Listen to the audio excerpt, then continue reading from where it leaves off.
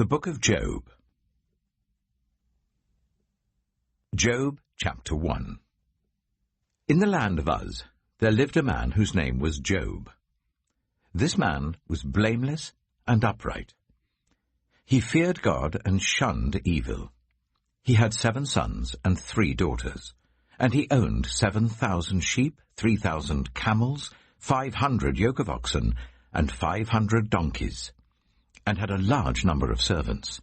He was the greatest man among all the people of the East. His sons used to hold feasts in their homes on their birthdays, and they would invite their 3 sisters to eat and drink with them. When a period of feasting had run its course, Job would make arrangements for them to be purified. Early in the morning he would sacrifice a burnt offering for each of them, thinking, "Perhaps my children have sinned and cursed God in their hearts." This was Job's regular custom. One day the angels came to present themselves before the Lord, and Satan also came with them. The Lord said to Satan, "Where have you come from?" Satan answered the Lord, "From roaming throughout the earth, going to and fro on it." Then the Lord said to Satan, "Have you considered my servant Job? There is no one on earth like him. He is blameless and upright, a man who fears God and shuns evil." "Does Job fear God for nothing?" Satan replied. "Have you not put a hedge around him and his household and everything he has? You have blessed the work of his hands, so that his flocks and herds are spread throughout the land. But now stretch out your hand and strike everything he has, and he will surely curse you to your face." The Lord said to Satan, "Very well then. Everything he has is in your power. But on the man himself do not lay a finger." Then Satan went out from the presence of the Lord. One day, when Job's sons and daughters were feasting and drinking wine at the eldest brother's house, a messenger came to Job and said, "The oxen were ploughing and the donkeys were grazing nearby, and the Sabeans attacked and made off with them. They put the servants to the sword, and I am the only one who has escaped to tell you." While he was still speaking, another messenger came and said, "The fire of God fell from the heavens and burned up the sheep and the servants, and I am the only one who has escaped to tell you." While he was still speaking, another messenger came and said, "The Chaldeans formed 3 raiding parties and swept down on your camels and made off with them. They put the servants to the sword, and I am the only one who has escaped to tell you." While he was still speaking, yet another messenger came and said, "Your sons and daughters were feasting and drinking wine at the eldest brother's house, when suddenly a mighty wind swept in from the desert and struck the 4 corners of the house. It collapsed on them, and they are dead. And I am the only one who has escaped to tell you." At this, Job got up and tore his robe and shaved his head. Then he fell to the ground in worship and said, "Naked I came from my mother's womb, and naked I shall depart. The Lord gave, and the Lord has taken away. May the name of the Lord be praised." In all this, Job did not sin by charging God with wrongdoing. Job chapter 2. On another day the angels came to present themselves before the Lord, and Satan also came with them to present himself before him. And the Lord said to Satan, "Where have you come from?" Satan answered the Lord, "From roaming throughout the earth, going to and fro on it." Then the Lord said to Satan, "Have you considered my servant Job? There is no one on earth like him. He is blameless and upright, a man who fears God and shuns evil. And he still maintains his integrity, though you incited me against him to ruin him without any reason." "Skin for skin," Satan replied. "A man will give all he has for his own life. But now stretch out your hand and strike his flesh and bones, and he will surely curse you to your face." The Lord said to Satan, "Very well then, he is in your hands. but you must spare his life."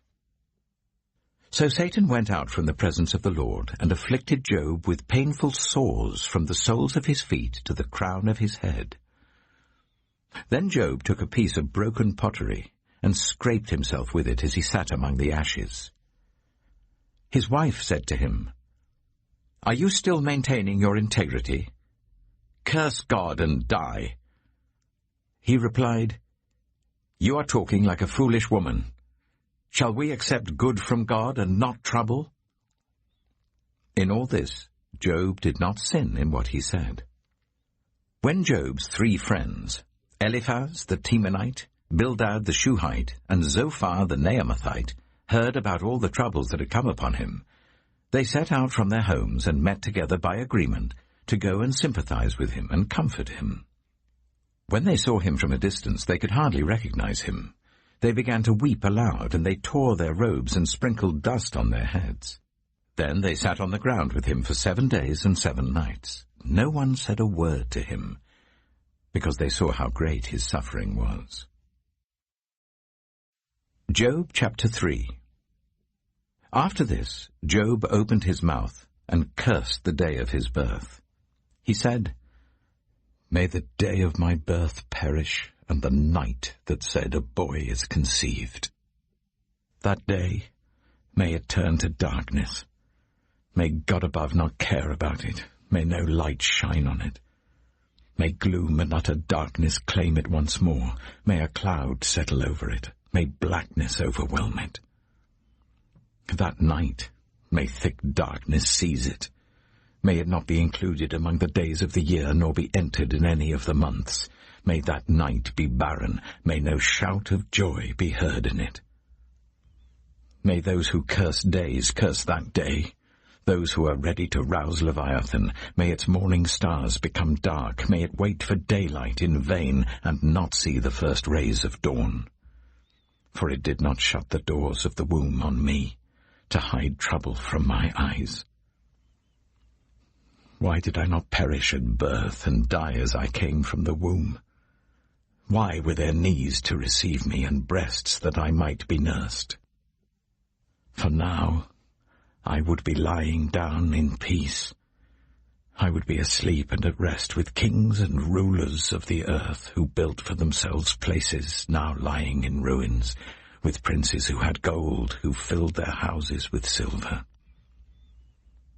Or why was I not hidden away in the ground, like a stillborn child, like an infant who never saw the light of day? There the wicked cease from turmoil, and there the weary are at rest. Captives also enjoy their ease. They no longer hear the slave drivers shout. The small and the great are there, and the slaves are freed from their owners. Why is light given to those in misery, and life to the bitter of soul, to those who long for death that does not come, who search for it more than for hidden treasure, who are filled with gladness and rejoice when they reach the grave? Why is life given to a man whose way is hidden, whom God has hedged in? For sighing has become my daily food, my groans pour out like water. What I feared has come upon me. What I dreaded has happened to me. I have no peace, no quietness. I have no rest, but only turmoil. Job chapter 4. Then Eliphaz the Temanite replied, "If someone ventures a word with you, will you be impatient? But who can keep from speaking? Think how you have instructed many, how you have strengthened feeble hands. Your words have supported those who stumbled, you have strengthened faltering knees. But now trouble comes to you, and you are discouraged. It strikes you, and you are dismayed. Should not your piety be your confidence, and your blameless ways your hope? Consider now, who being innocent has ever perished? Where were the upright ever destroyed? As I have observed, those who plough evil and those who sow trouble reap it. At the breath of God they perish, At the blast of his anger they are no more. The lions may roar and growl, yet the teeth of the great lions are broken. The lion perishes for lack of prey, and the cubs of the lioness are scattered. A word was secretly brought to me. My ears caught a whisper of it. Amid disquieting dreams in the night, when deep sleep falls on people, fear and trembling seized me and made all my bones shake. A spirit glided past my face, and the hair on my body stood on end. It stopped, but I could not tell what it was. A form stood before my eyes, and I heard a hushed voice. "Can a mortal be more righteous than God? Can even a strong man be more pure than his Maker?" If God places no trust in his servants, if he charges his angels with error, how much more those who live in houses of clay, whose foundations are in the dust, who are crushed more readily than a moth. Between dawn and dusk they are broken to pieces. Unnoticed they perish forever.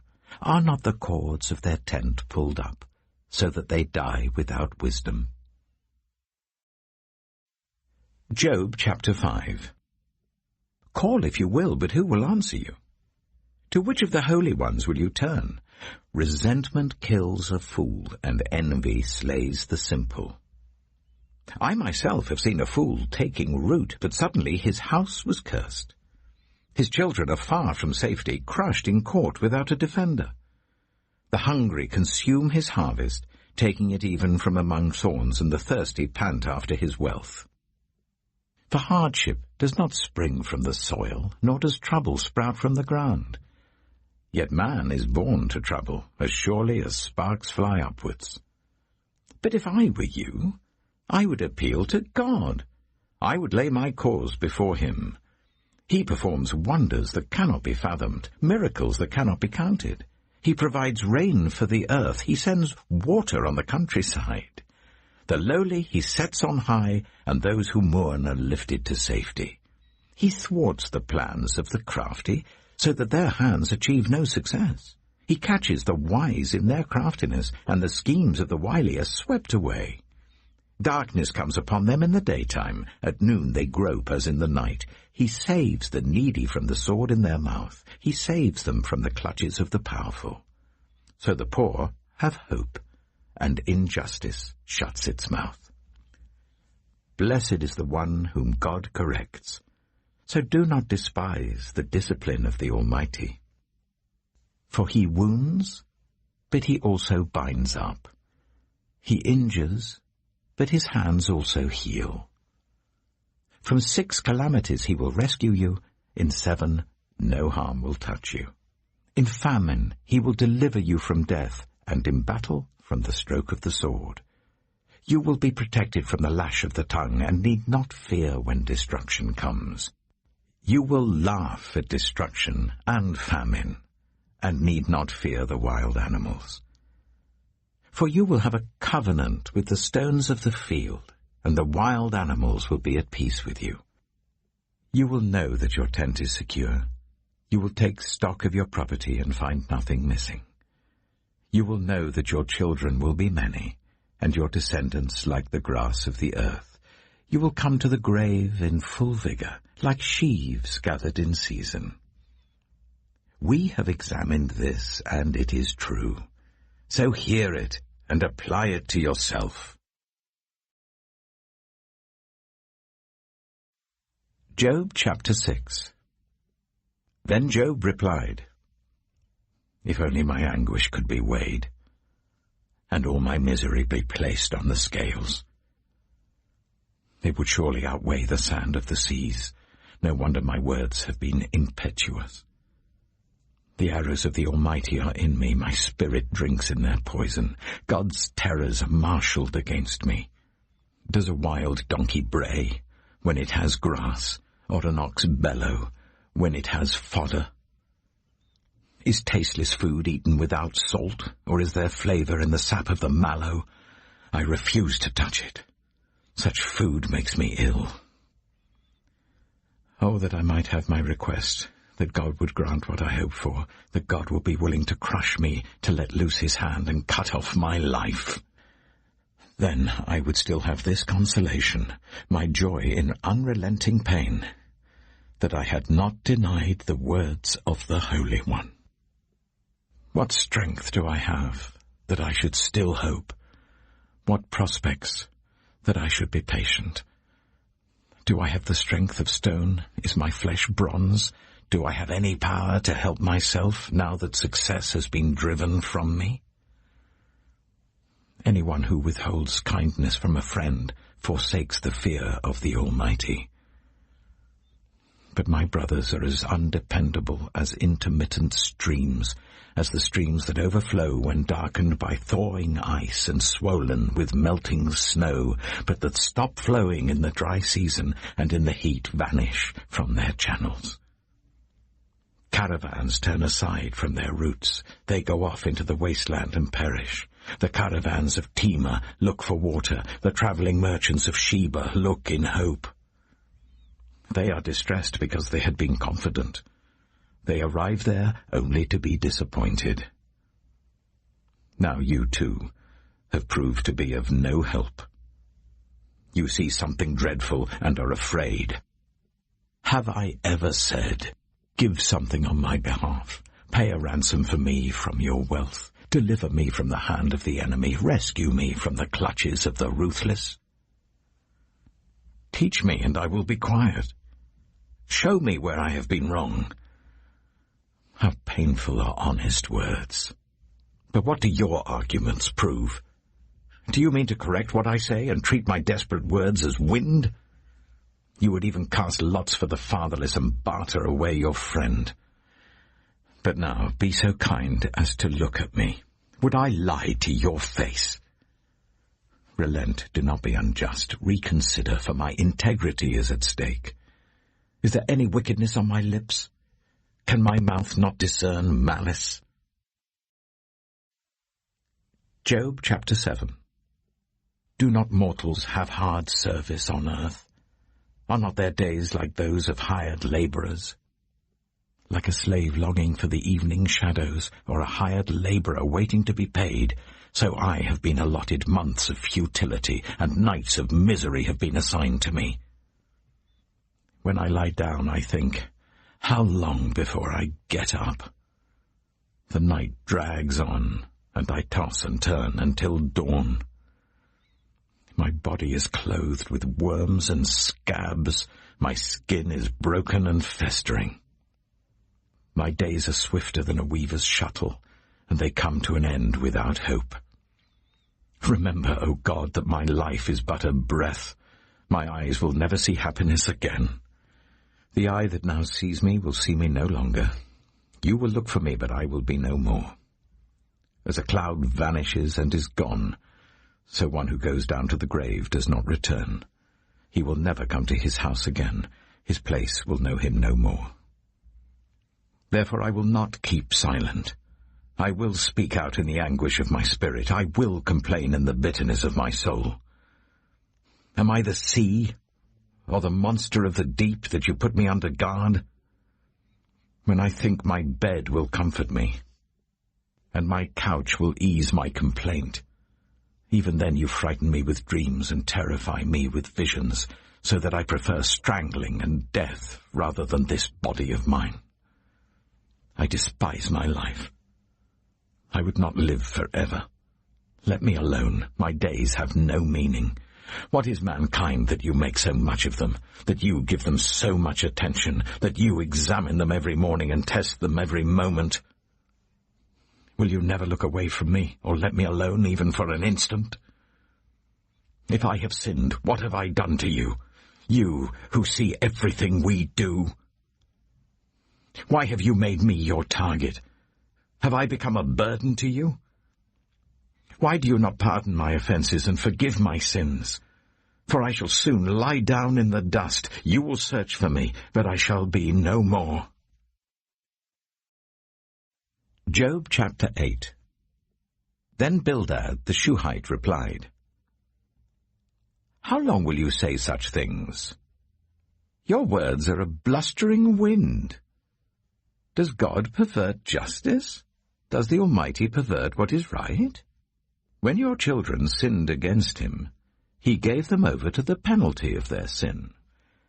But if you will seek God earnestly and plead with the Almighty, if you are pure and upright, even now, he will rouse himself on your behalf and restore you to your prosperous state. Your beginnings will seem humble, so prosperous will your future be. Ask the former generations and find out what their ancestors learned.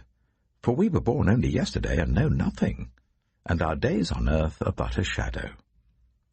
Will they not instruct you and tell you? Will they not bring forth words from their understanding? Can papyrus grow tall where there is no marsh? Can reeds thrive without water? While still growing and uncut, they wither more quickly than grass. Such is the destiny of all who forget God. So perishes the hope of the godless. What they trust in is fragile. What they rely on is a spider's web. They lean on the web, but it gives way. They cling to it, but it does not hold. They are like a well-watered plant in the sunshine, spreading its shoots over the garden. It entwines its roots round a pile of rocks and looks for a place among the stones. But when it is torn from its spot, that place disowns it and says, I never saw you. Surely its life withers away, and from the soil other plants grow. Surely God does not reject one who is blameless, or strengthen the hands of evildoers. He will yet fill your mouth with laughter and your lips with shouts of joy.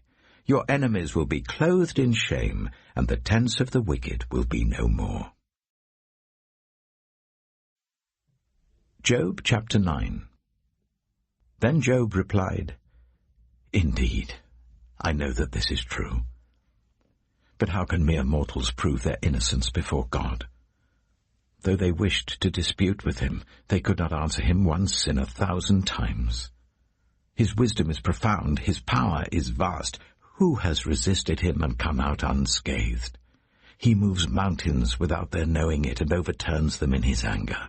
He shakes the earth from its place and makes its pillars tremble. He speaks to the sun, and it does not shine. He seals off the light of the stars. He alone stretches out the heavens and treads on the waves of the sea.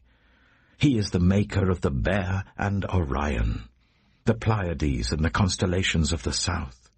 He performs wonders that cannot be fathomed, miracles that cannot be counted. When he passes me, I cannot see him. When he goes by, I cannot perceive him. If he snatches away, who can stop him? Who can say to him, What are you doing? God does not restrain his anger. Even the cohorts of Rahab cowered at his feet. How then can I dispute with him? How can I find words to argue with him? Though I were innocent, I could not answer him. I could only plead with my judge for mercy. Even if I summoned him and he responded, I do not believe he would give me a hearing. He would crush me with a storm and multiply my wounds for no reason. He would not let me catch my breath, but would overwhelm me with misery. If it is a matter of strength, he is mighty. And if it is a matter of justice, who can challenge him? Even if I were innocent, my mouth would condemn me. If I were blameless, it would pronounce me guilty. Although I am blameless, I have no concern for myself. I despise my own life. It is all the same. That is why I say, he destroys both the blameless and the wicked. When a scourge brings sudden death, he mocks the despair of the innocent. When a land falls into the hands of the wicked, he blindfolds its judges. If it is not he, then who is it? My days are swifter than a runner. They fly away without a glimpse of joy. They skim past like boats of papyrus, like eagles swooping down on their prey. If I say, I will forget my complaint, I will change my expression and smile, I still dread all my sufferings, for I know you will not hold me innocent. Since I am already found guilty, why should I struggle in vain? Even if I washed myself with soap and my hands with cleansing powder, you would plunge me into a slime pit so that even my clothes would detest me. He is not a mere mortal like me, that I might answer him, that we might confront each other in court. If only there was someone to mediate between us, someone to bring us together, someone to remove God's rod from me, so that his terror would frighten me no more. Then I would speak up without fear of him. But as it now stands with me, I cannot.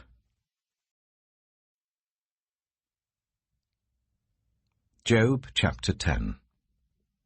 I loathe my very life. Therefore I will give free rein to my complaint and speak out in the bitterness of my soul. I say to God, do not declare me guilty, but tell me what charges you have against me. Does it please you to oppress me, to spurn the work of your hands, while you smile on the plans of the wicked? Do you have eyes of flesh? Do you see as a mortal sees? Are your days like those of a mortal, or your years like those of a strong man, that you must search out my faults and probe after my sin? Though you know that I am not guilty, and that no one can rescue me from your hand. Your hands shaped me and made me. Will you now turn and destroy me? Remember that you molded me like clay. Will you now turn me to dust again? Did you not pour me out like milk and curdle me like cheese, clothe me with skin and flesh and knit me together with bones and sinews? You gave me life and showed me kindness, and in your providence watched over my spirit. But this is what you concealed in your heart, and I know that this was in your mind. If I sinned, you would be watching me, and would not let my offense go unpunished. If I am guilty, woe to me. Even if I am innocent, I cannot lift up my head, for I am full of shame and drowned in my affliction. If I hold my head high, you stalk me like a lion, and again display your awesome power against me. You bring new witnesses against me, and increase your anger towards me. Your forces come against me, wave upon wave. Why then did you bring me out of the womb? I wish I had died before any eye saw me. If only I had never come into being, or had been carried straight from the womb to the grave. Are not my few days almost over? Turn away from me so that I can have a moment's joy before I go to the place of no return, to the land of gloom and utter darkness, to the land of deepest night, of utter darkness and disorder, where even the light is like darkness. Job chapter 11. Then Zophar the Naamathite replied, Are all these words to go unanswered? Is this talker to be vindicated? Will your idle talk reduce others to silence? Will no one rebuke you when you mock? You say to God, my beliefs are flawless, and I am pure in your sight. Oh, how I wish that God would speak, that he would open his lips against you, and disclose to you the secrets of wisdom, for true wisdom has two sides. Know this, God has even forgotten some of your sin. Can you fathom the mysteries of God? Can you probe the limits of the Almighty? They are higher than the heavens above. What can you do? They are deeper than the depths below. What can you know? Their measure is longer than the earth and wider than the sea. If he comes along and confines you in prison and convenes a court, who can oppose him?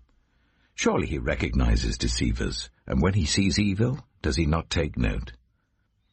But the witless can no more become wise than a wild donkey's colt can be born human. Yet, if you devote your heart to him, and stretch out your hands to him, if you put away the sin that is in your hand and allow no evil to dwell in your tent, then, free of fault, you will lift up your face. You will stand firm and without fear. You will surely forget your trouble, recalling it only as waters gone by. Life will be brighter than noonday, and darkness will become like morning. You will be secure because there is hope. You will look about you and take your rest in safety. You will lie down with no one to make you afraid, and many will court your favor. But the eyes of the wicked will fail, and escape will elude them. Their hope will become a dying gasp. Job chapter 12. Then Job replied, "Doubtless you are the only people who matter, and wisdom will die with you. But I have a mind as well as you. I'm not inferior to you. Who does not know all these things? I have become a laughingstock to my friends, though I called on God, and he answered, a mere laughingstock, though righteous and blameless. Those who are at ease have contempt for misfortune, as the fate of those whose feet are slipping. The tents of marauders are undisturbed, and those who provoke God are secure, those whom God has in his hand. But ask the animals, and they will teach you, or the birds in the sky, and they will tell you. Or speak to the earth, and it will teach you, or let the fish in the sea inform you. Which of all these does not know that the hand of the Lord has done this? In his hand is the life of every creature and the breath of all mankind. Does not the ear test words as the tongue tastes food? Is not wisdom found among the aged? Does not long life bring understanding? To God belong wisdom and power. Counsel and understanding are his. What he tears down cannot be rebuilt. Those he imprisons cannot be released. If he holds back the waters, there is drought. If he lets them loose, they devastate the land. To him belongs strength and insight. Both deceived and deceiver are his.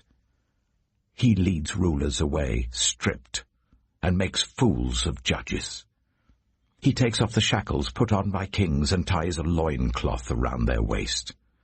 He leads priests away stripped, and overthrows officials long established. He silences the lips of trusted advisers and takes away the discernment of elders. He pours contempt on nobles and disarms the mighty. He reveals the deep things of darkness and brings utter darkness into the light. He makes nations great and destroys them. He enlarges nations and disperses them. He deprives the leaders of the earth of their reason. He makes them wander in a trackless waste. They grope in darkness with no light. He makes them stagger like drunkards. Job chapter 13. My eyes have seen all this. My ears have heard and understood it. What you know I also know. I'm not inferior to you.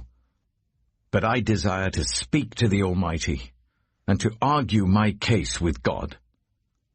You, however, smear me with lies. You are worthless physicians, all of you. If only you would be altogether silent. For you, that would be wisdom. Hear now my argument. Listen to the pleas of my lips.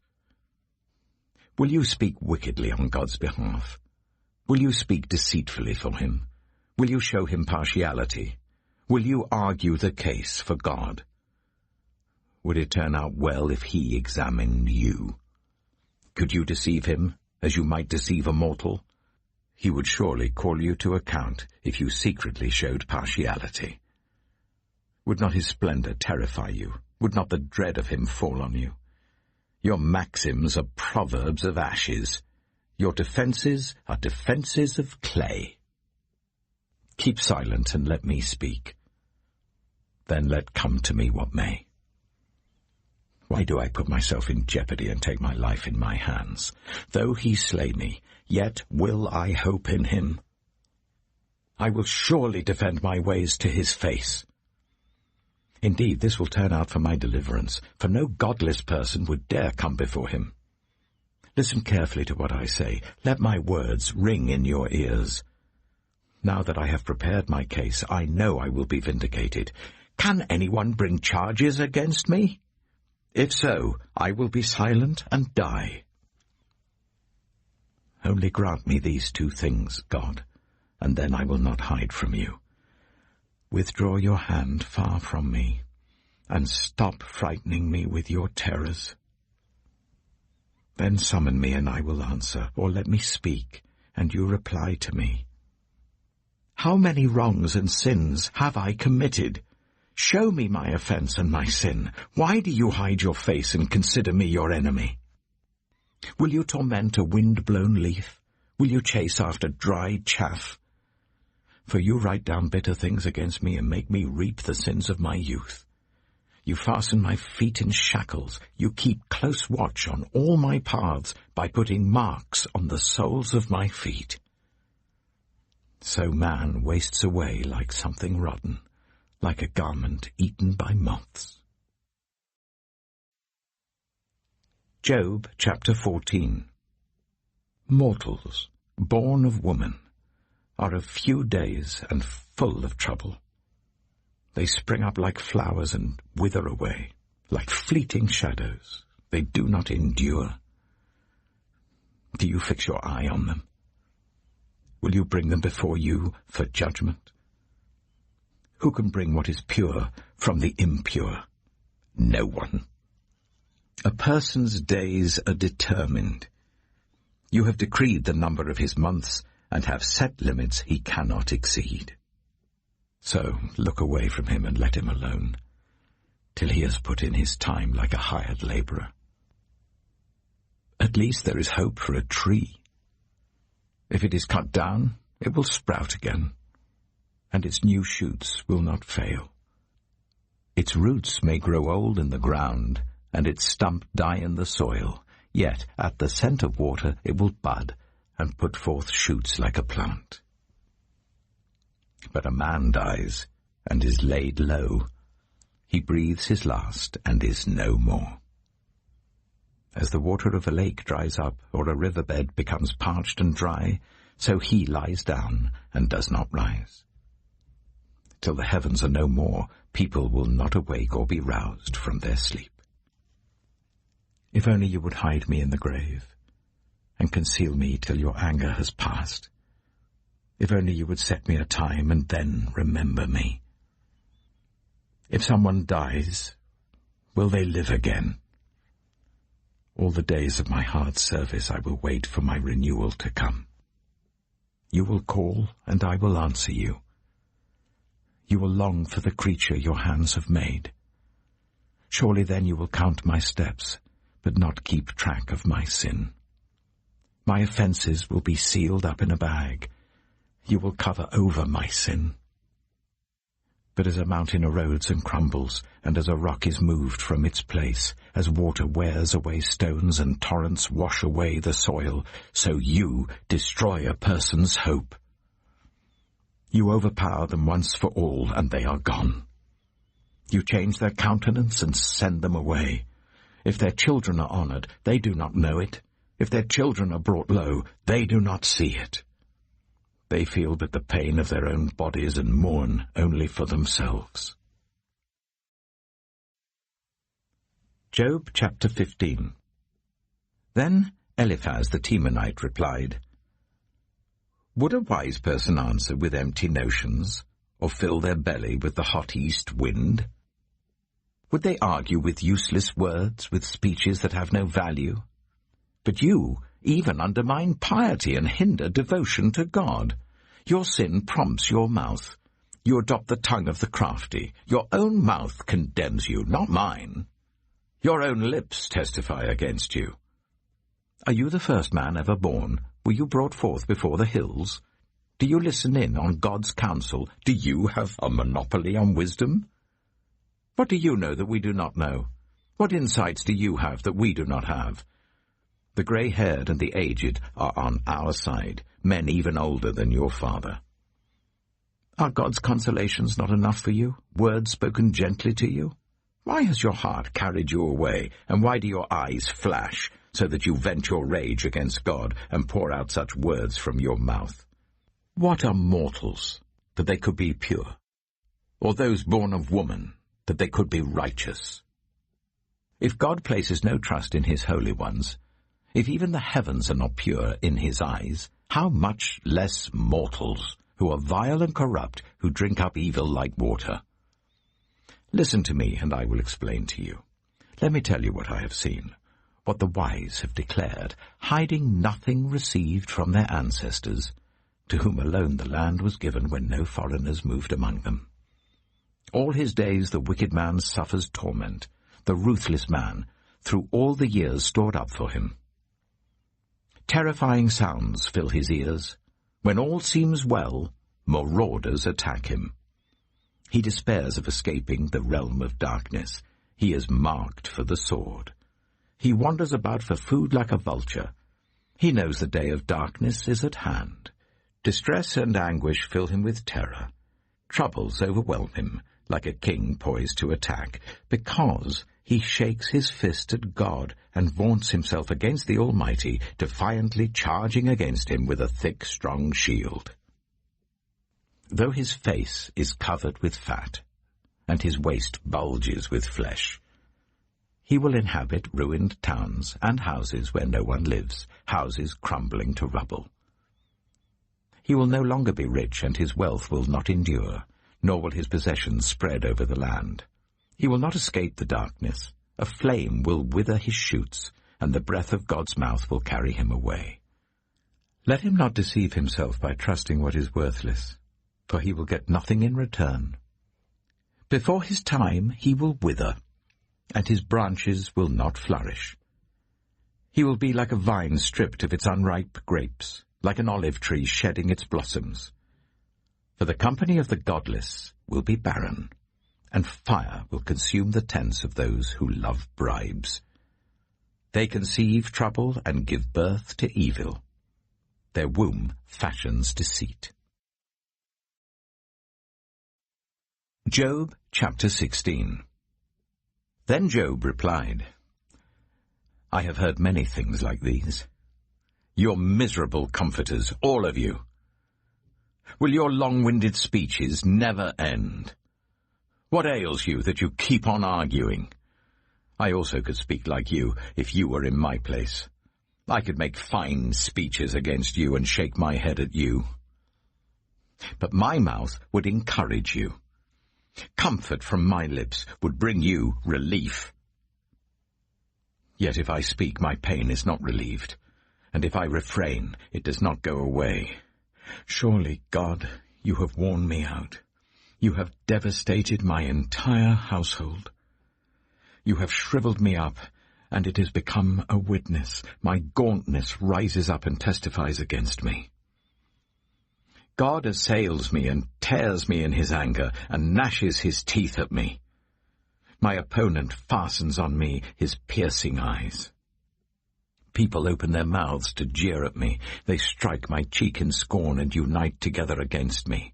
God has turned me over to the ungodly and thrown me into the clutches of the wicked. All was well with me, but he shattered me. He seized me by the neck and crushed me. He has made me his target. His archers surround me. Without pity, he pierces my kidneys and spills my gall on the ground. Again and again he bursts upon me. He rushes at me like a warrior. I have sewed sackcloth over my skin and buried my brow in the dust. My face is red with weeping. Dark shadows ring my eyes. Yet my hands have been free of violence, and my prayer is pure. Earth, do not cover my blood. May my cry never be laid to rest. Even now my witness is in heaven. My advocate is on high.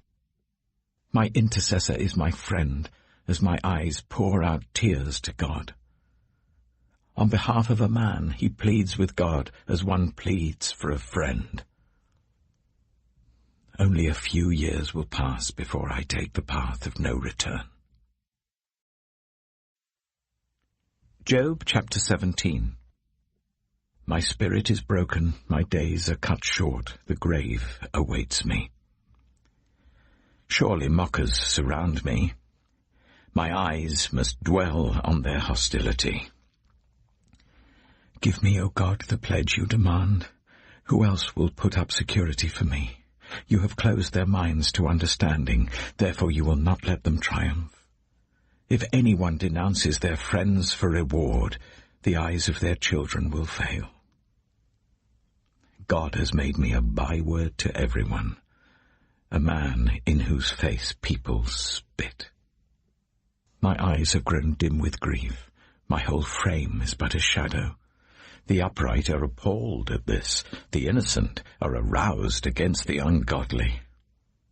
Nevertheless, the righteous will hold to their ways, and those with clean hands will grow stronger. But come on, all of you. Try again. I will not find a wise man among you. My days have passed, my plans are shattered. Yet the desires of my heart turn night into day. In the face of the darkness, light is near. If the only home I hope for is the grave, if I spread out my bed in the realm of darkness, if I say to corruption, you are my father, and to the worm, my mother, or my sister, where then is my hope? Who can see any hope for me? Will it go down to the gates of death? Will we descend together into the dust? Job chapter 18. Then Bildad the Shuhite replied, When will you end these speeches? Be sensible, and then we can talk. Why are we regarded as cattle and considered stupid in your sight, you who tear yourself to pieces in your anger? Is the earth to be abandoned for your sake, or must the rocks be moved from their place? The lamp of a wicked man is snuffed out, the flame of his fire stops burning. The light in his tent becomes dark, the lamp beside him goes out. The vigor of his step is weakened, his own schemes throw him down. His feet thrust him into a net. He wanders into its mesh. A trap seizes him by the heel, a snare holds him fast. A noose is hidden for him on the ground, a trap lies in his path. Terrors startle him on every side and dog his every step. Calamity is hungry for him. Disaster is ready for him when he falls. It eats away parts of his skin. Death's firstborn devours his limbs. He is torn from the security of his tent and marched off to the king of terrors. Fire resides in his tent. Burning sulphur is scattered over his dwelling. His roots dry up below, and his branches wither above. The memory of him perishes from the earth. He has no name in the land. He is driven from light into the realm of darkness, and is banished from the world. He has no offspring or descendants among his people, no survivor where once he lived. People of the west are appalled at his fate. Those of the east are seized with horror. Surely such is the dwelling of an evil man. Such is the place of one who does not know God. Job chapter 19. Then Job replied, How long will you torment me and crush me with words? 10 times now you have reproached me. Shamelessly you attack me. If it is true that I have gone astray, my error remains my concern alone. If indeed you would exalt yourselves above me and use my humiliation against me, then know that God has wronged me and drawn his net around me. Though I cry, violence, I get no response. Though I call for help, there is no justice. He has blocked my way so that I cannot pass. He has shrouded my paths in darkness. He has stripped me of my honor and removed the crown from my head. He tears me down on every side till I am gone. He uproots my hope like a tree. His anger burns against me. He counts me among his enemies. His troops advance in force. They build a siege ramp against me and encamp around my tent. He has alienated my family from me. My acquaintances are completely estranged from me. My relatives have gone away. My closest friends have forgotten me. My guests and my female servants count me a foreigner. They look upon me as a stranger. I summon my servant, but he does not answer. though I beg him with my own mouth. My breath is offensive to my wife. I'm loathsome to my own family. Even the little boys scorn me. When I appear, they ridicule me. All my intimate friends detest me. Those I love have turned against me. I am nothing but skin and bones. I have escaped only by the skin of my teeth. Have pity on me, my friends. Have pity, for the hand of God has struck me. Why do you pursue me as God does? Will you never get enough of my flesh? Oh, that my words were recorded, that they were written on a scroll, that they were inscribed with an iron tool on lead or engraved in rock forever. I know that my Redeemer lives, and that in the end he will stand on the earth. And after my skin has been destroyed, yet in my flesh I will see God. I myself will see him with my own eyes, I and not another. How my heart yearns within me. If you say, "How we will hound him, since the root of the trouble lies in him," you should fear the sword yourselves. For wrath will bring punishment by the sword, and then you will know that there is judgment. Job chapter 20. Then Zophar the Naamathite replied, My troubled thoughts prompt me to answer because I am greatly disturbed. I hear a rebuke that dishonors me, and my understanding inspires me to reply.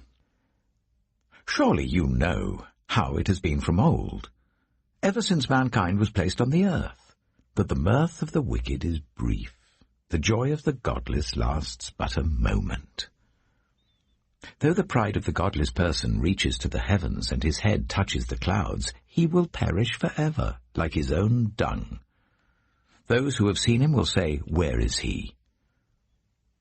Like a dream he flies away, no more to be found, banished like a vision of the night. The eye that saw him will not see him again. His place will look on him no more. His children must make amends to the poor. His own hands must give back his wealth. The youthful vigor that fills his bones will lie with him in the dust. Though evil is sweet in his mouth, and he hides it under his tongue, though he cannot bear to let it go, and lets it linger in his mouth, yet his food will turn sour in his stomach.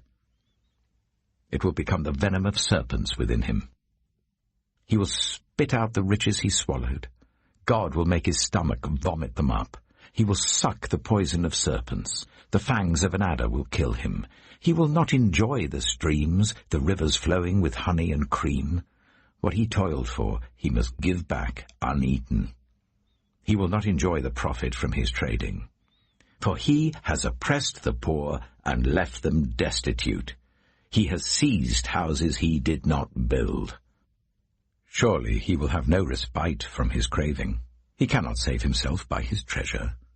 Nothing is left for him to devour. His prosperity will not endure. In the midst of his plenty, distress will overtake him. The full force of misery will come upon him. When he has filled his belly, God will vent his burning anger against him and rain down his blows on him. Though he flees from an iron weapon, a bronze-tipped arrow pierces him. He pulls it out of his back, the gleaming point out of his liver. Terrors will come over him. Total darkness lies in wait for his treasures. A fire unfanned will consume him and devour what is left in his tent. The heavens will expose his guilt. The earth will rise up against him. A flood will carry off his house, rushing waters on the day of God's wrath. Such is the fate God allots the wicked, the heritage appointed for them by God. Job chapter 21. Then Job replied, Listen carefully to my words. Let this be the consolation you give me. Bear with me while I speak, and after I have spoken, mock on. Is my complaint directed to a human being? Why should I not be impatient? Look at me, and be appalled. Clap your hand over your mouth. When I think about this, I'm terrified. Trembling seizes my body. Why do the wicked live on, growing old and increasing in power? They see their children established around them, their offspring before their eyes. Their homes are safe and free from fear. The rod of God is not on them. Their bulls never fail to breed. Their cows calve and do not miscarry. They send forth their children as a flock. Their little ones dance about. They sing to the music of tambourine and lyre. They make merry to the sound of the pipe. They spend their years in prosperity and go down to the grave in peace. Yet they say to God, "Leave us alone. We have no desire to know your ways. Who is the Almighty that we should serve him? What would we gain by praying to him?" But their prosperity is not in their own hands. So I stand aloof from the plans of the wicked. Yet how often is the lamp of the wicked snuffed out? How often does calamity come upon them, the fate God allots in his anger? How often are they like straw before the wind, like chaff swept away by a gale? It is said, God stores up the punishment of the wicked for their children. Let him repay the wicked, so that they themselves will experience it. Let their own eyes see their destruction. Let them drink the cup of the wrath of the Almighty. For what do they care about the families they leave behind when their allotted months come to an end? Can anyone teach knowledge to God, since he judges even the highest? One person dies in full vigor, completely secure and at ease, well-nourished in body, bones rich with marrow. Another dies in bitterness of soul, never having enjoyed anything good. And side by side they lie in the dust, and worms cover them both. I know full well what you're thinking, the schemes by which you would wrong me. You say, "Where now is the house of the great, the tents where the wicked lived?" Have you never questioned those who travel? Have you paid no regard to their accounts? That the wicked are spared from the day of calamity, that they are delivered from the day of wrath? Who denounces their conduct to their face? Who repays them for what they have done? They are carried to the grave, and watch is kept over their tombs. The soil in the valley is sweet to them. Everyone follows after them, and a countless throng goes before them. So how can you console me with your nonsense? Nothing is left of your answers but falsehood. Job, chapter 22. Then Eliphaz the Temanite replied, "Can a man be of benefit to God? Can even a wise person benefit him? What pleasure would it give the Almighty if you were righteous? What would he gain if your ways were blameless? Is it for your piety that he rebukes you and brings charges against you? Is not your wickedness great? Are not your sins endless? You demanded security from your relatives for no reason. You stripped people of their clothing, leaving them naked. You gave no water to the weary, and you withheld food from the hungry, though you were a powerful man owning land, an honored man living on it. And you sent widows away empty-handed and broke the strength of the fatherless. That is why snares are all around you, why sudden peril terrifies you, why it is so dark that you cannot see, and why a flood of water covers you. Is not God in the heights of heaven? And see how lofty are the highest stars. Yet you say, what does God know? Does he judge through such darkness? Thick clouds veil him, so he does not see us as he goes about in the vaulted heavens. Will you keep to the old path that the wicked have trod? They were carried off before their time, their foundations washed away by a flood. They said to God, "Leave us alone. What can the Almighty do to us?" Yet it was he who filled their houses with good things. So I stand aloof from the plans of the wicked.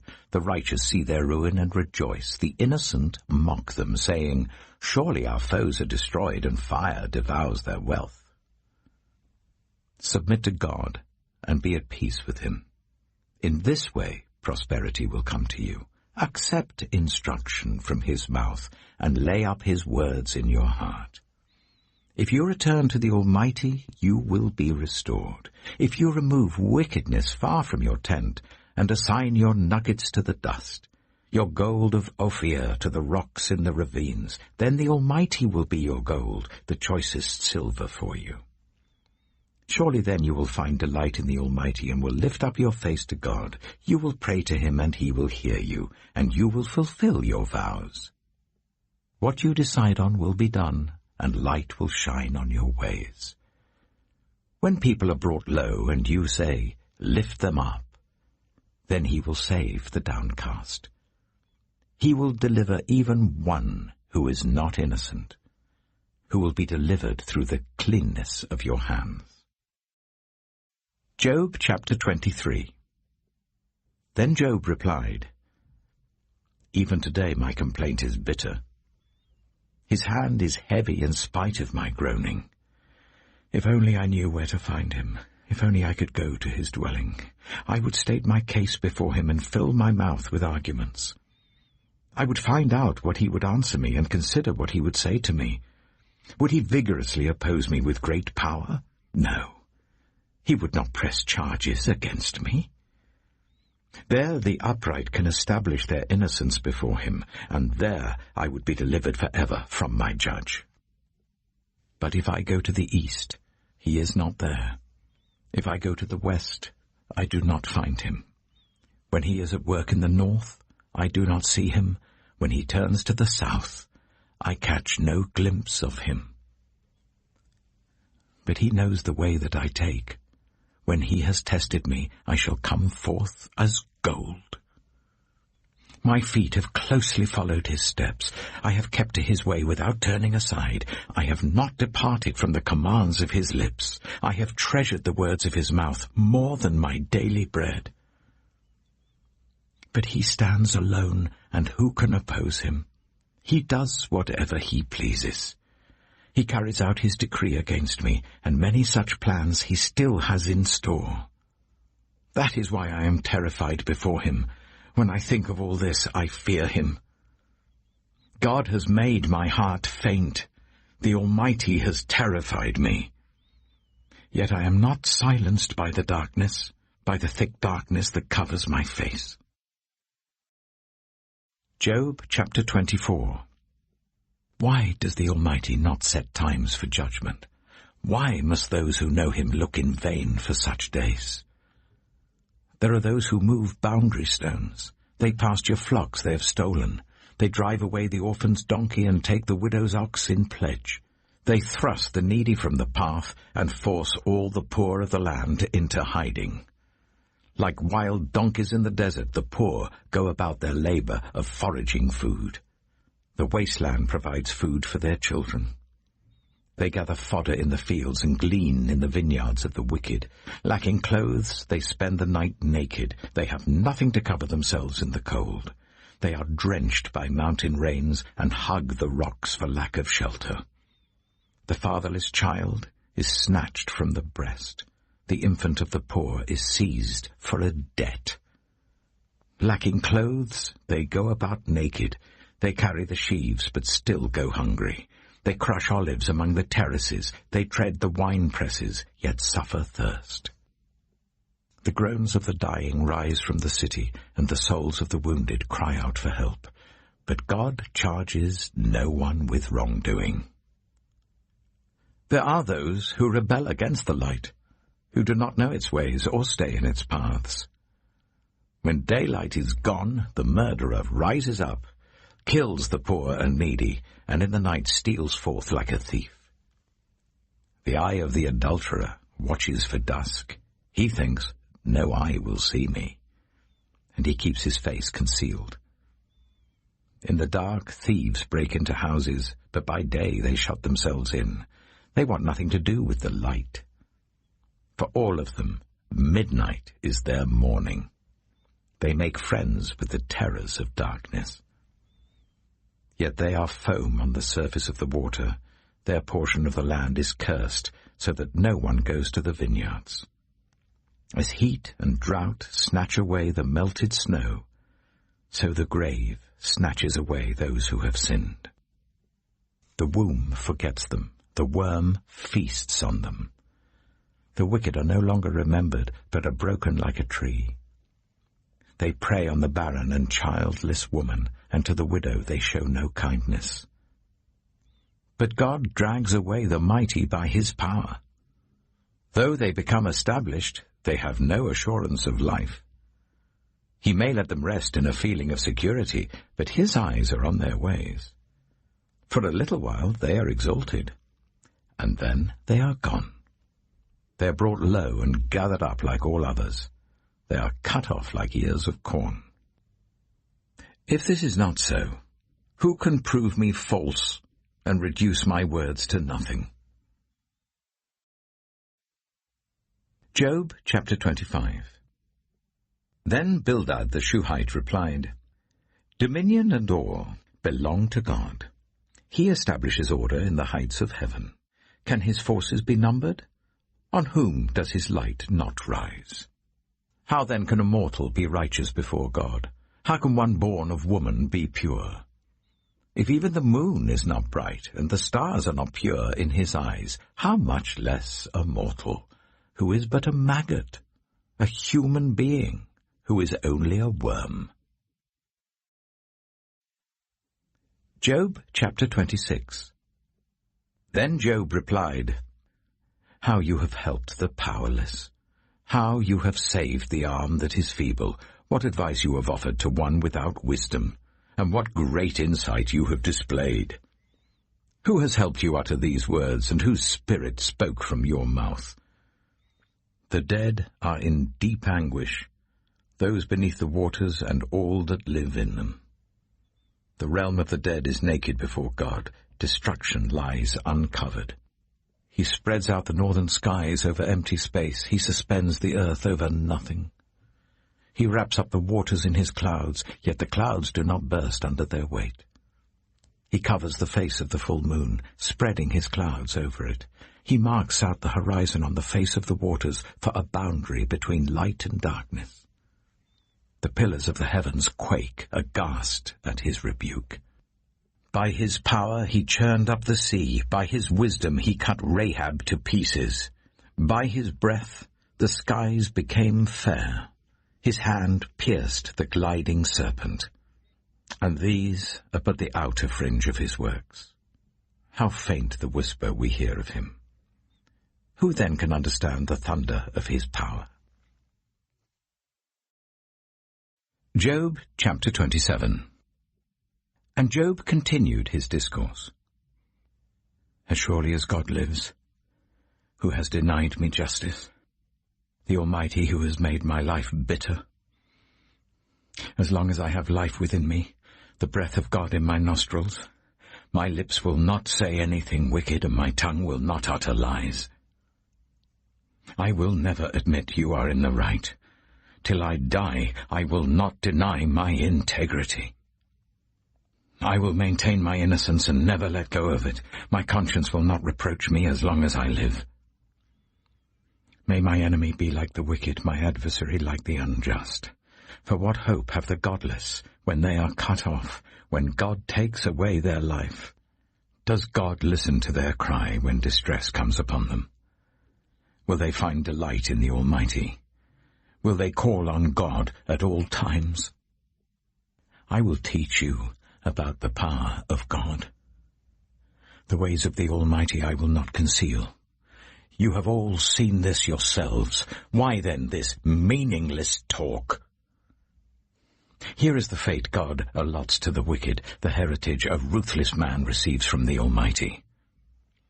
However many his children, their fate is the sword. His offspring will never have enough to eat. The plague will bury those who survive him, and their widows will not weep for them. Though he heaps up silver like dust, and clothes like piles of clay, what he lays up the righteous will wear, and the innocent will divide his silver. The house he builds is like a moth's cocoon, like a hut made by a watchman. He lies down wealthy, but will do so no more. When he opens his eyes, all is gone. Terrors overtake him like a flood. A tempest snatches him away in the night. The east wind carries him off, and he is gone. It sweeps him out of his place. It hurls itself against him without mercy as he flees headlong from its power. It claps its hands in derision and hisses him out of his place. Job chapter 28. There is a mine for silver, and a place where gold is refined. Iron is taken from the earth, and copper is smelted from ore. Mortals put an end to the darkness. They search out the farthest recesses for ore in the blackest darkness. Far from human dwellings they cut a shaft in places untouched by human feet. Far from other people they dangle and sway.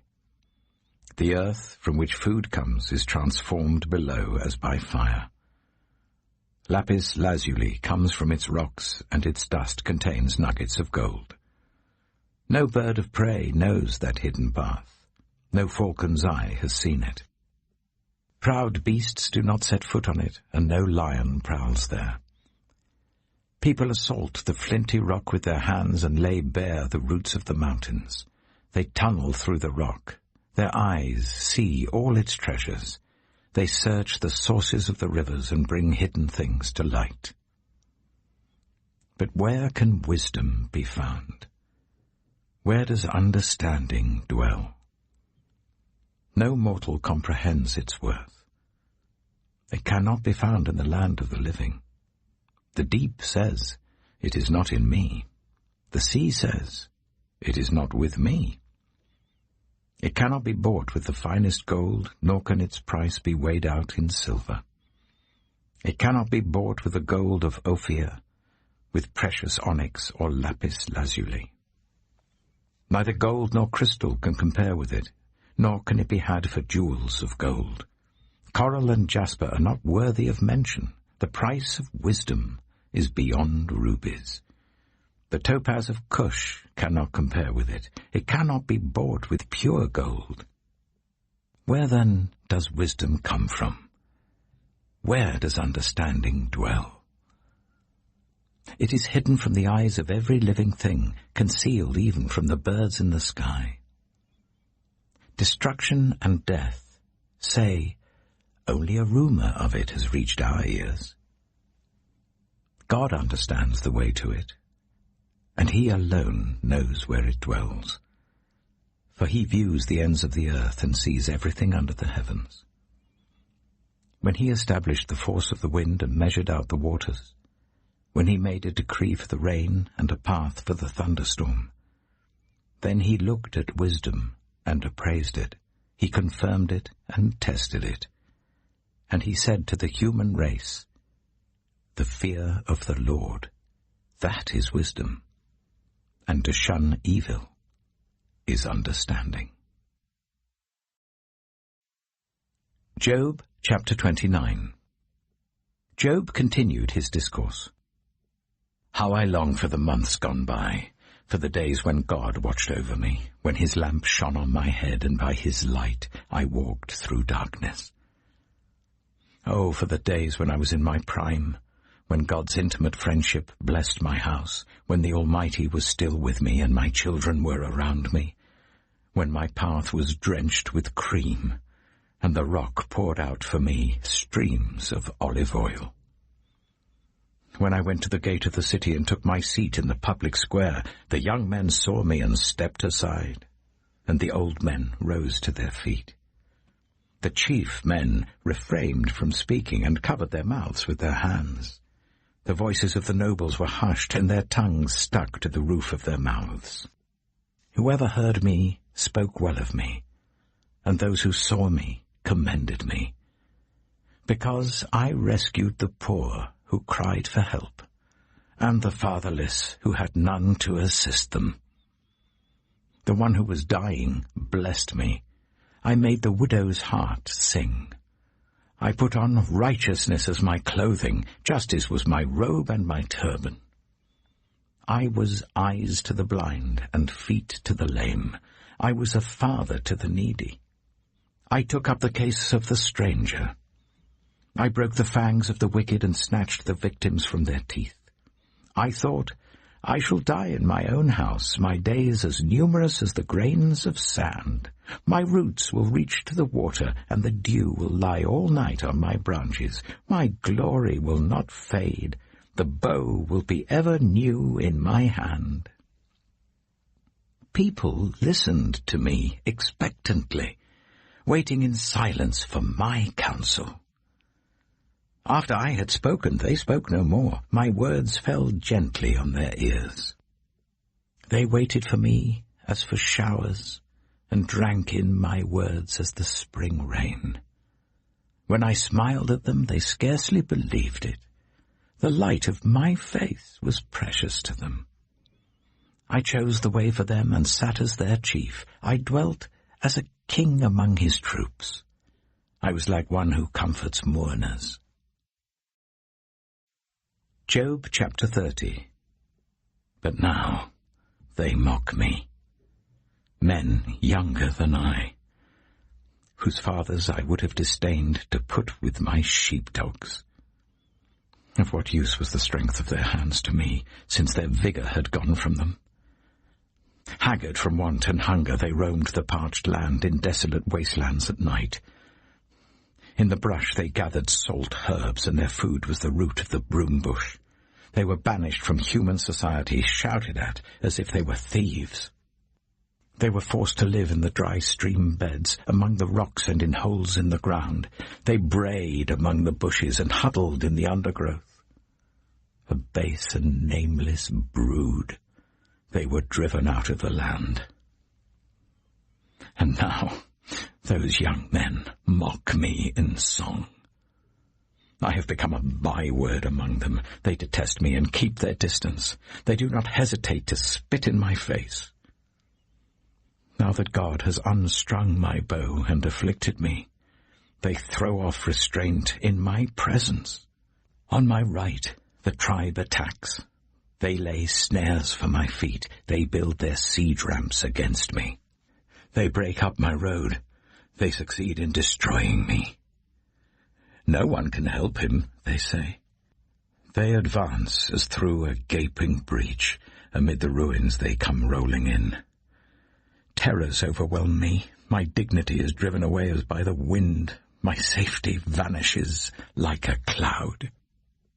And now my life ebbs away. Days of suffering grip me. Night pierces my bones. My gnawing pains never rest. In his great power, God becomes like clothing to me. He binds me like the neck of my garment. He throws me into the mud, and I am reduced to dust and ashes. I cry out to you, God, but you do not answer. I stand up, but you merely look at me. You turn on me ruthlessly. With the might of your hand you attack me. You snatch me up and drive me before the wind. You toss me about in the storm. I know you will bring me down to death, to the place appointed for all the living. Surely no one lays a hand on a broken man when he cries for help in his distress. Have I not wept for those in trouble? Has not my soul grieved for the poor? Yet when I hoped for good, evil came. When I looked for light, then came darkness. The churning inside me never stops. Days of suffering confront me. I go about blackened, but not by the sun. I stand up in the assembly and cry for help. I have become a brother of jackals, a companion of owls. My skin grows black and peels. My body burns with fever. My lyre is tuned to mourning, and my pipe to the sound of wailing. Job chapter 31. I made a covenant with my eyes, not to look lustfully at a young woman. For what is our lot from God above, our heritage from the Almighty on high? Is it not ruin for the wicked, disaster for those who do wrong? Does he not see my ways and count my every step? If I have walked with falsehood, or my foot has hurried after deceit, Let God weigh me in honest scales, and he will know that I am blameless. If my steps have turned from the path, if my heart has been led by my eyes, or if my hands have been defiled, then may others eat what I have sown, and may my crops be uprooted. If my heart has been enticed by a woman, or if I have lurked at my neighbour's door, then may my wife grind another man's grain, and may other men sleep with her. For that would have been wicked, a sin to be judged. It is a fire that burns to destruction. It would have uprooted my harvest. If I have denied justice to any of my servants, whether male or female, when they had a grievance against me, what will I do when God confronts me? What will I answer when called to account? Did not he who made me in the womb make them? Did not the same one form us both within our mothers? If I have denied the desires of the poor, or let the eyes of the widow grow weary, if I have kept my bread to myself, not sharing it with the fatherless, but from my youth I reared them as a father would, and from my birth I guided the widow, if I have seen anyone perishing for lack of clothing, or the needy without garments, and their hearts did not bless me for warming them with the fleece from my sheep, if I have raised my hand against the fatherless, knowing that I had influence in court, then let my arm fall from the shoulder, let it be broken off at the joint. For I dreaded destruction from God, and for fear of his splendor I could not do such things. If I have put my trust in gold, or said to pure gold, you are my security, if I have rejoiced over my great wealth, the fortune my hands had gained, if I have regarded the sun in its radiance, or the moon moving in splendor, so that my heart was secretly enticed, and my hand offered them a kiss of homage, then these also would be sins to be judged, for I would have been unfaithful to God on high.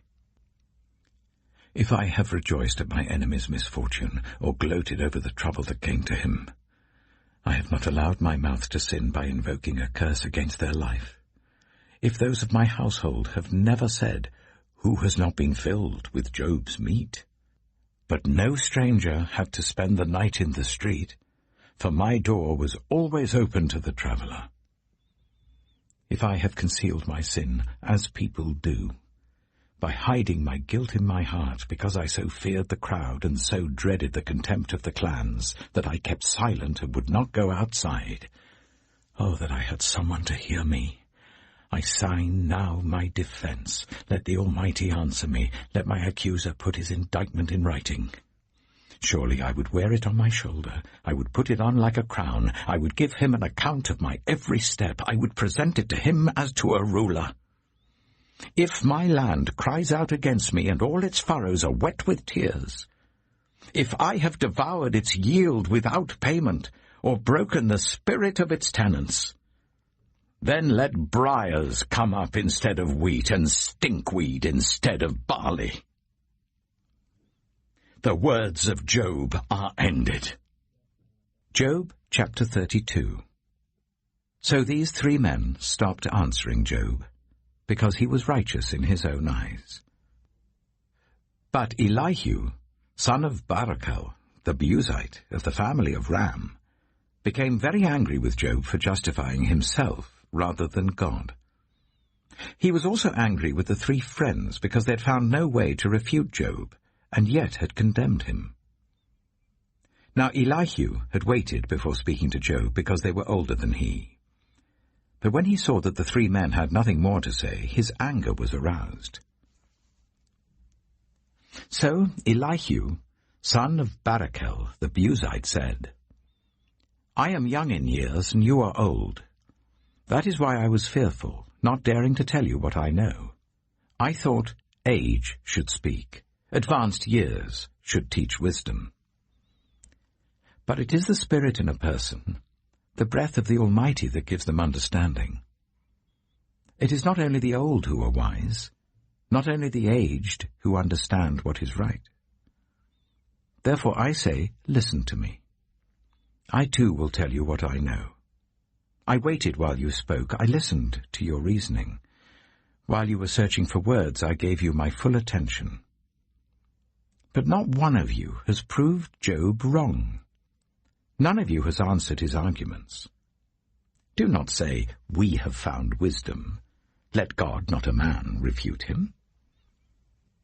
But Job has not marshalled his words against me, and I will not answer him with your arguments. They are dismayed and have no more to say. Words have failed them.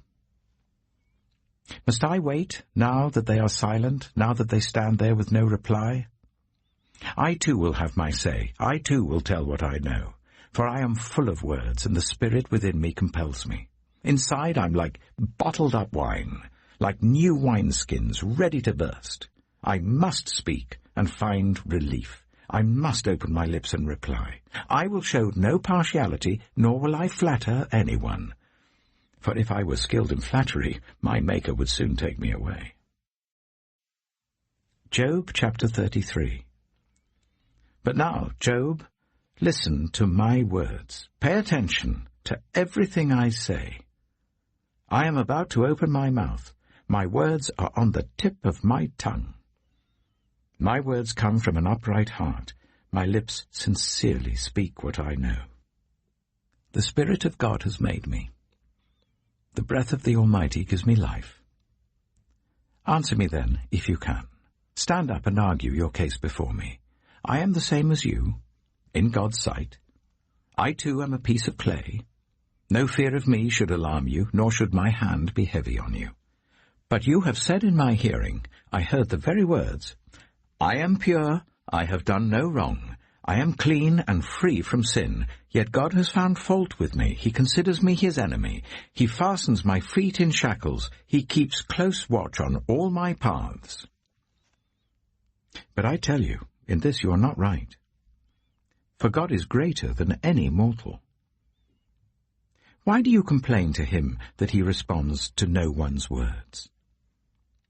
For God does speak, now one way, now another, though no one perceives it. In a dream, in a vision of the night, when deep sleep falls on people as they slumber in their beds, he may speak in their ears and terrify them with warnings, to turn them from wrongdoing and keep them from pride, to preserve them from the pit, their lives from perishing by the sword. Or someone may be chastened on a bed of pain, with constant distress in their bones, so that their body finds food repulsive and their soul loathes the choicest meal. Their flesh wastes away to nothing, and their bones, once hidden, now stick out. They draw near to the pit, and their life to the messengers of death. Yet if there is an angel at their side, a messenger, 1 out of 1,000, sent to tell them how to be upright, and he is gracious to that person and says to God, spare them from going down to the pit. I have found a ransom for them. Let their flesh be renewed like a child's. Let them be restored as in the days of their youth. Then that person can pray to God and find favor with him. They will see God's face and shout for joy. He will restore them to full well-being. And they will go to others and say, I have sinned, and I have perverted what is right, but I did not get what I deserved. God has delivered me from going down to the pit, and I shall live to enjoy the light of life. God does all these things to a person, twice, even 3 times, to turn them back from the pit, that the light of life may shine on them. Pay attention, Job, and listen to me. Be silent, and I will speak. If you have anything to say, answer me. Speak up, for I want to vindicate you. But if not, then listen to me. Be silent, and I will teach you wisdom. Job chapter 34. Then Elihu said, Hear my words, you wise men. Listen to me, you men of learning. For the ear tests words as the tongue tastes food. Let us discern for ourselves what is right. Let us learn together what is good. Job says, I am innocent, but God denies me justice. Although I am right, I am considered a liar. Although I am guiltless, his arrow inflicts an incurable wound. Is there anyone like Job who drinks scorn like water? He keeps company with evildoers. He associates with the wicked, for he says, there is no profit in trying to please God. So listen to me, you men of understanding. Far be it from God to do evil, from the Almighty to do wrong. He repays everyone for what they have done. He brings on them what their conduct deserves. It is unthinkable that God would do wrong, that the Almighty would pervert justice. Who appointed him over the earth? Who put him in charge of the whole world? If it were his intention, and he withdrew his spirit and breath, all humanity would perish together, and mankind would return to the dust. If you have understanding, hear this. Listen to what I say. Can someone who hates justice govern? Will you condemn the just and mighty one? Is he not the one who says to kings, you are worthless, and to nobles, you are wicked? Who shows no partiality to princes and does not favor the rich over the poor, for they are all the work of his hands? They die in an instant, in the middle of the night. The people are shaken and they pass away. The mighty are removed without human hand. His eyes are on the ways of mortals. He sees their every step. There is no deep shadow, no utter darkness, where evildoers can hide. God has no need to examine men further, that they should come before him for judgment. Without inquiry, he shatters the mighty and sets up others in their place. Because he takes note of their deeds, he overthrows them in the night and they are crushed. He punishes them for their wickedness where everyone can see them, because they turned from following him and had no regard for any of his ways. They caused the cry of the poor to come before him, so that he heard the cry of the needy. But if he remains silent, who can condemn him? If he hides his face, who can see him? Yet he is over individual and nation alike, to keep the godless from ruling, from laying snares for the people. Suppose someone says to God, I am guilty but will offend no more. Teach me what I cannot see. If I have done wrong, I will not do so again. Should God then reward you on your terms when you refuse to repent? You must decide, not I. So tell me what you know. Men of understanding declare, wise men who hear me say to me, Job speaks without knowledge, his words lack insight. Oh, that Job might be tested to the uttermost for answering like a wicked man. To his sin he adds rebellion. Scornfully he claps his hands among us and multiplies his words against God.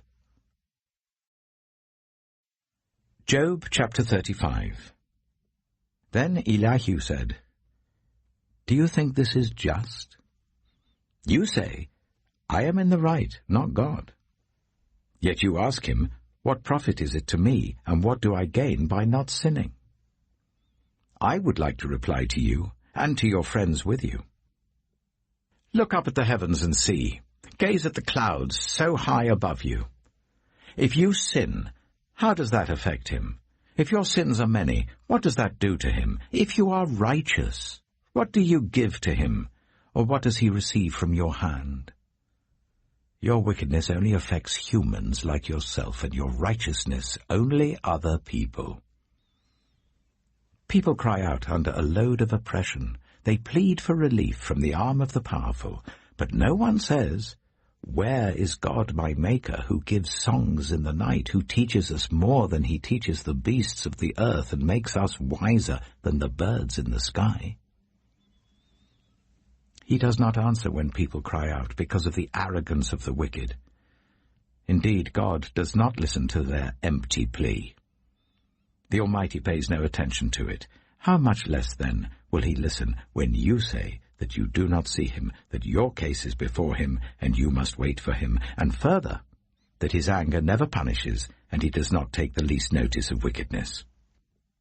So Job opens his mouth with empty talk. Without knowledge he multiplies words. Job chapter 36. Elihu continued, Bear with me a little longer, and I will show you that there is more to be said on God's behalf.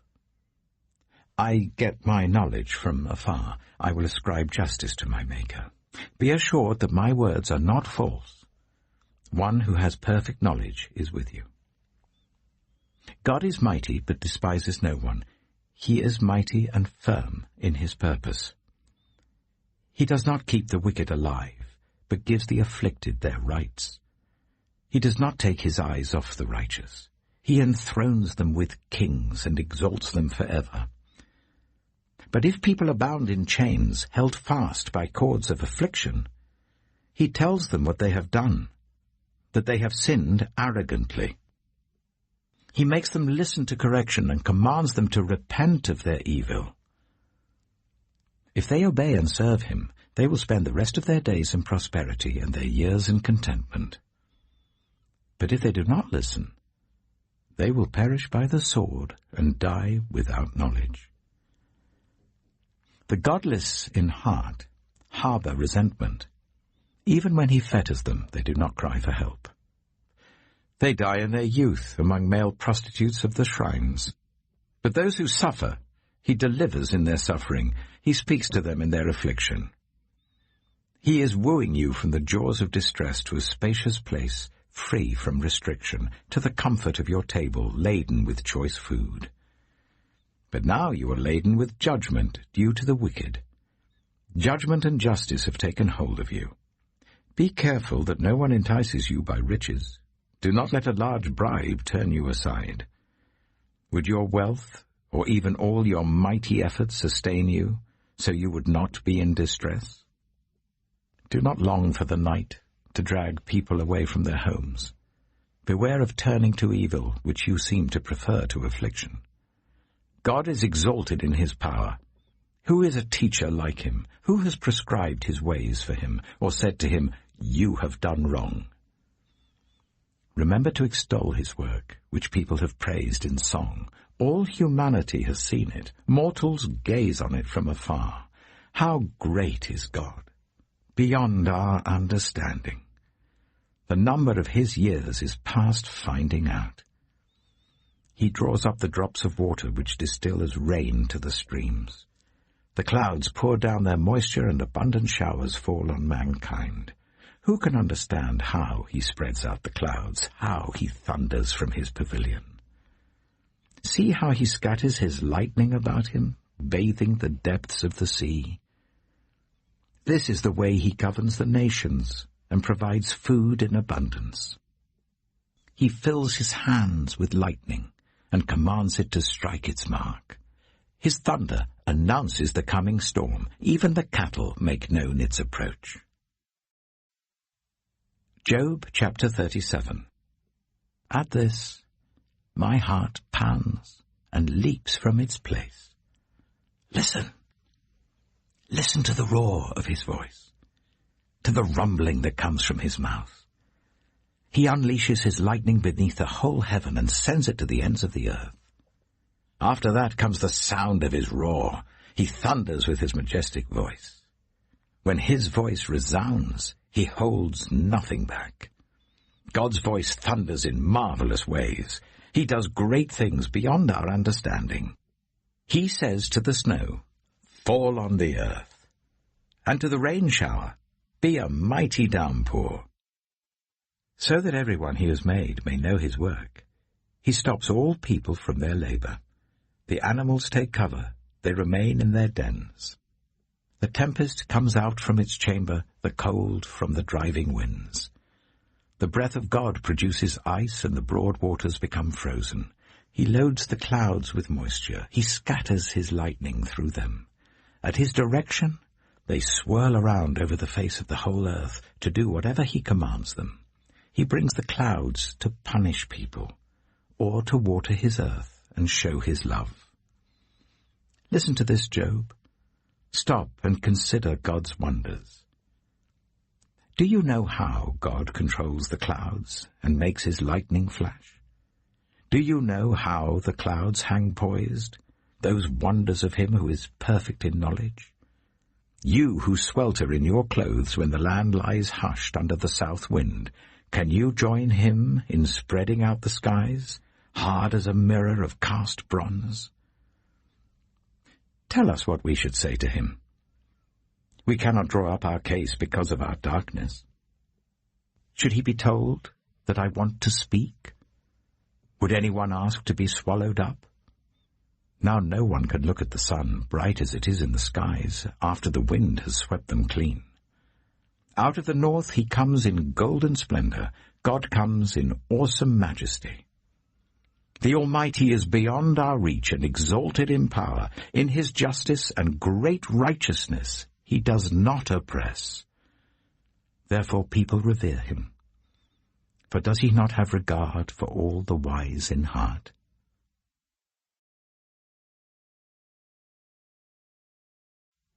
Job chapter 38. Then the Lord spoke to Job out of the storm. He said, Who is this that obscures my plans with words without knowledge? Brace yourself like a man. I will question you, and you shall answer me. Where were you when I laid the earth's foundation? Tell me if you understand. Who marked off its dimensions? Surely you know. Who stretched a measuring line across it? On what were its footings set? Or who laid its cornerstone, while the morning stars sang together and all the angels shouted for joy? Who shut up the sea behind doors when it burst forth from the womb? When I made the clouds its garment and wrapped it in thick darkness, when I fixed limits for it and set its doors and bars in place, when I said, This far you may come and no farther. Here is where your proud waves halt. Have you ever given orders to the morning, or shown the dawn its place, that it might take the earth by the edges and shake the wicked out of it? The earth takes shape like clay under a seal. Its features stand out like those of a garment. The wicked are denied their light, and their upraised arm is broken. Have you journeyed to the springs of the sea, or walked in the recesses of the deep? Have the gates of death been shown to you? Have you seen the gates of the deepest darkness? Have you comprehended the vast expanses of the earth? Tell me if you know all this. What is the way to the abode of light? And where does darkness reside? Can you take them to their places? Do you know the paths to their dwellings? Surely you know, for you were already born. You have lived so many years.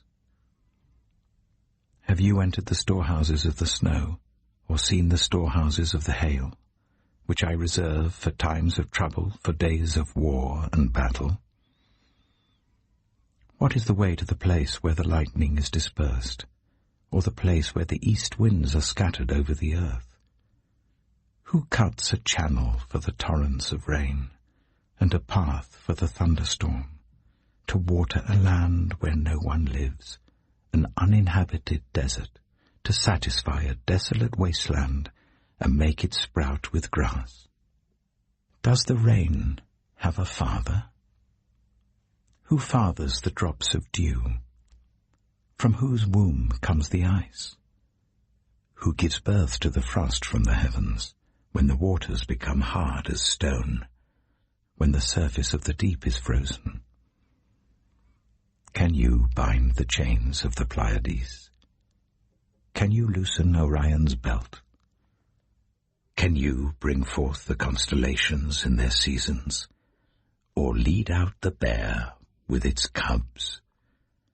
Do you know the laws of the heavens?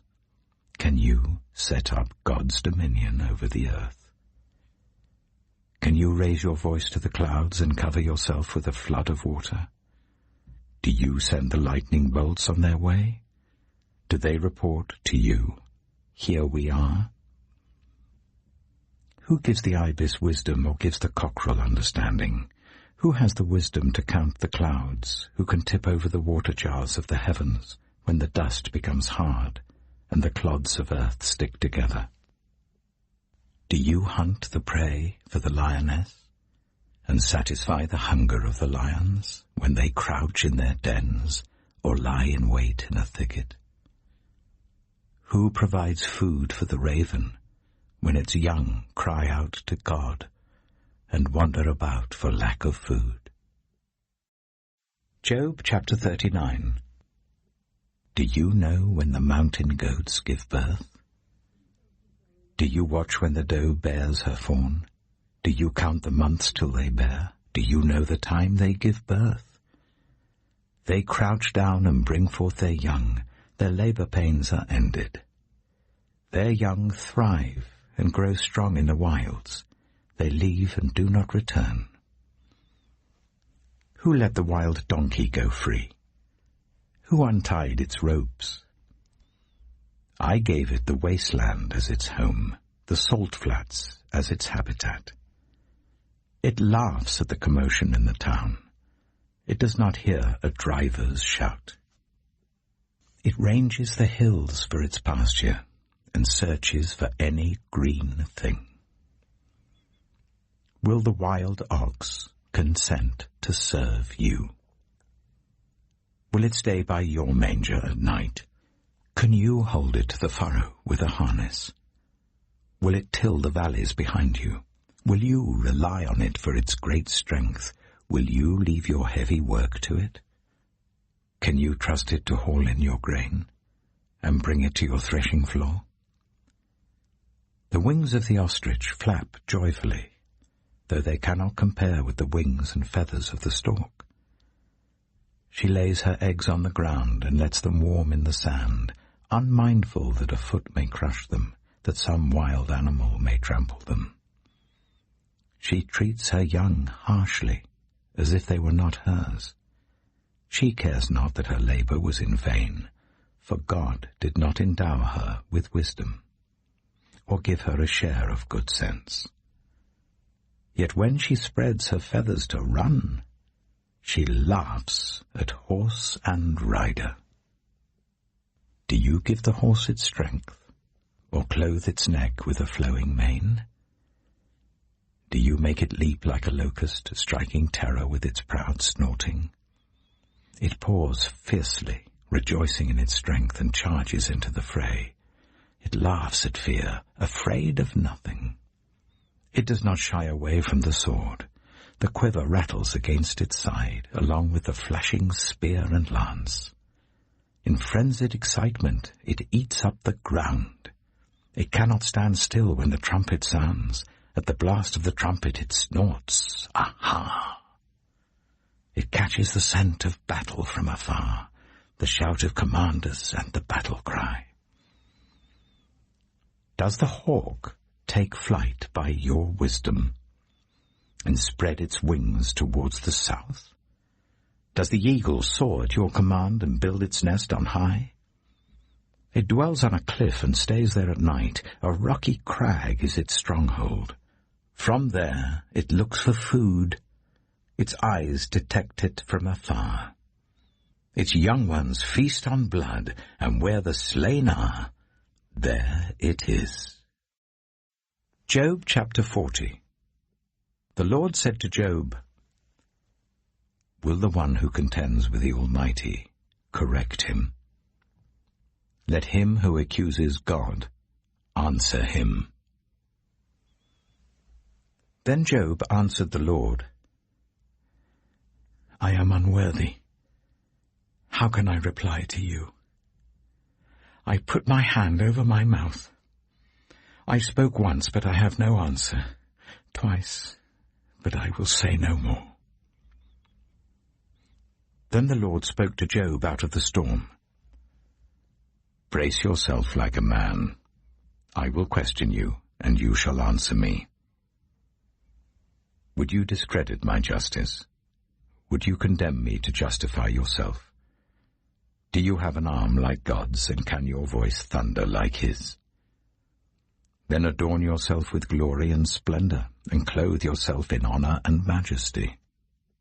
Unleash the fury of your wrath, Look at all who are proud and bring them low. Look at all who are proud and humble them. Crush the wicked where they stand. Bury them all in the dust together. Shroud their faces in the grave.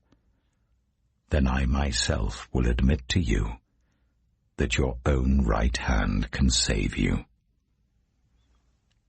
Look at Behemoth, which I made along with you, and which feeds on grass like an ox. What strength it has in its loins, what power in the muscles of its belly. Its tail sways like a cedar, the sinews of its thighs are close knit.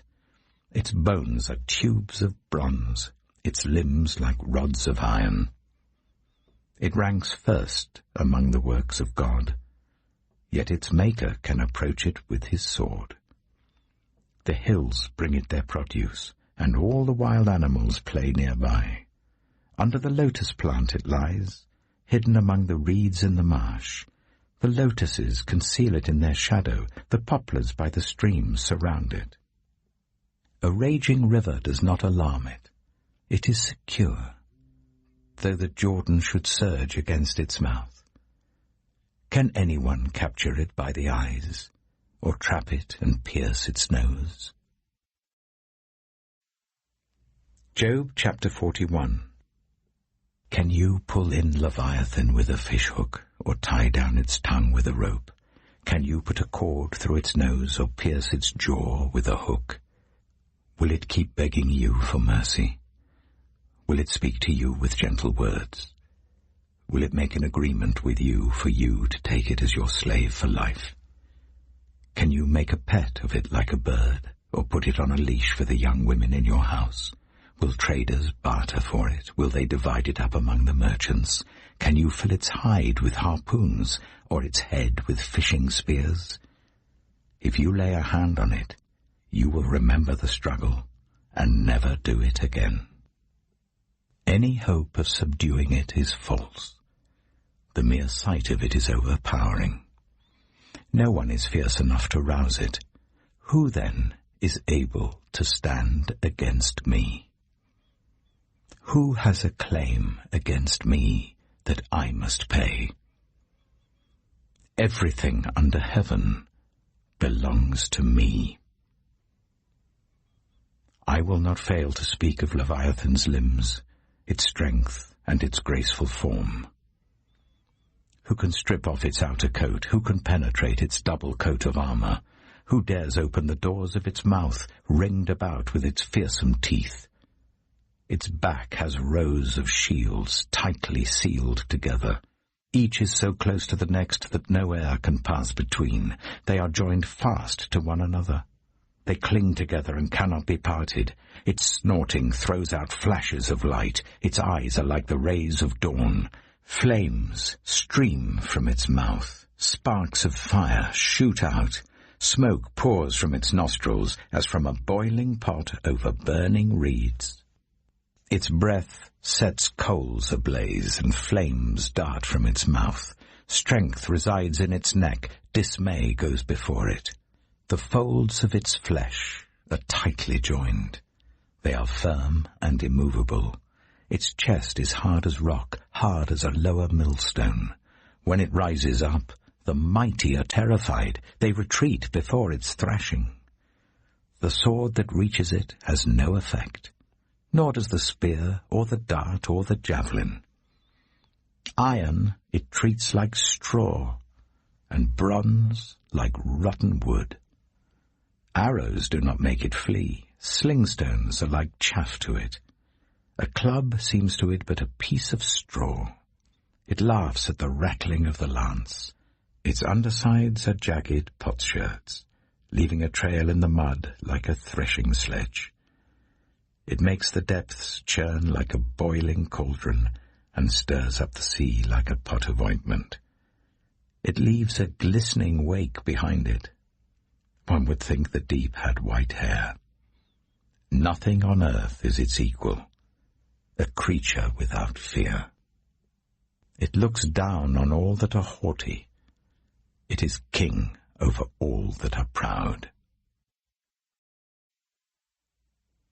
Job chapter 42. Then Job replied to the Lord, I know that you can do all things.